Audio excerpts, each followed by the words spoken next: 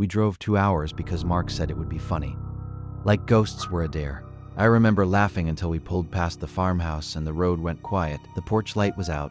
We climbed the sagging steps with our phone flashlights and joked because our voices needed to be normal. I can still hear that laughter, thin and small. Inside smelled like cold wood and old sheets. We set up one phone on the mantle to record. Mark said he'd get evidence. He laughed, then walked into the dark kitchen. At first, it was small things. The clock stopped at 2. A window latched when we hadn't touched it. Tiny scratches on the table that none of us made. We joked less after that. My voice goes shaky just remembering. Something in the house felt like it was waiting for us to leave. We're watching to see what we'd do next. Around 1 in the morning, Mark went upstairs to check a noise.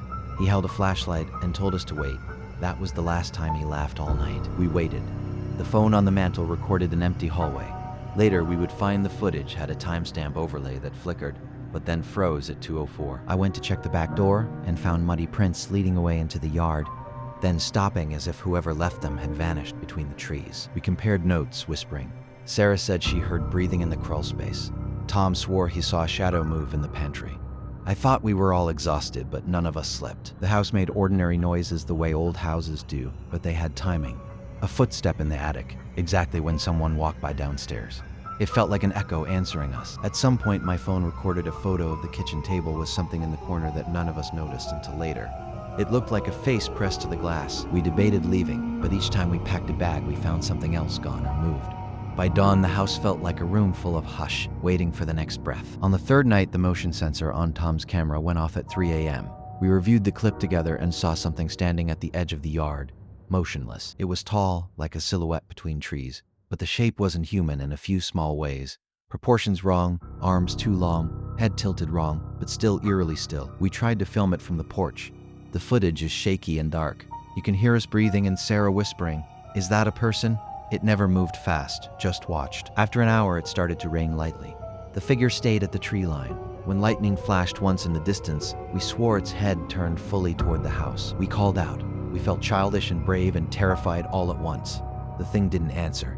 Instead, the lights inside the house began to dim, and then go out one by one. Tom grabbed a baseball bat. He walked to the front door and opened it, only to find the porch empty and the footprints gone. I thought we'd never hear his boots again. We split up to look. I walked to the east side of the house with my phone light barely cutting through the trees. Everything felt wrong, like I'd stepped into another timing. I found Mark's jacket folded over a stump, his keys on top. They were wet and smelled like dirt. There was no sign of him nearby. I recorded a voice note because I couldn't trust my memory. We circled the property and found broken twigs, hair caught on a fence staple, and a smear of something dark on the porch rail. The air smelled metallic and old. Tom was gone, too. His phone lay face down in the mud with the recording still running. When we played it, we heard him whisper a name none of us recognized.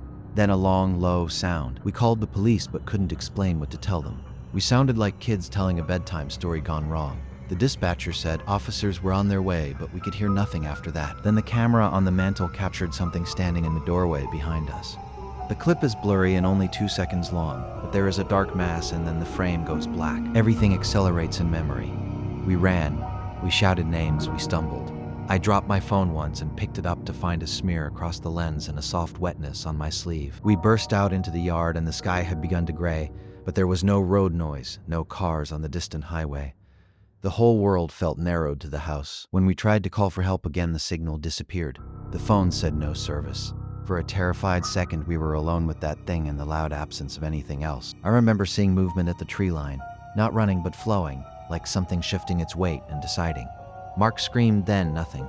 The recording shows only a shadow swallowing light. My last clear memory before the tape degrades is standing at the edge of the porch, breathing hard, feeling watched from every direction. I whispered a name I shouldn't have known. The file ends with a soft static hiss, a long, low thump, and then the camera records darkness. I keep the footage because sometimes if I play it at 2 in the morning, I think I hear something move behind me.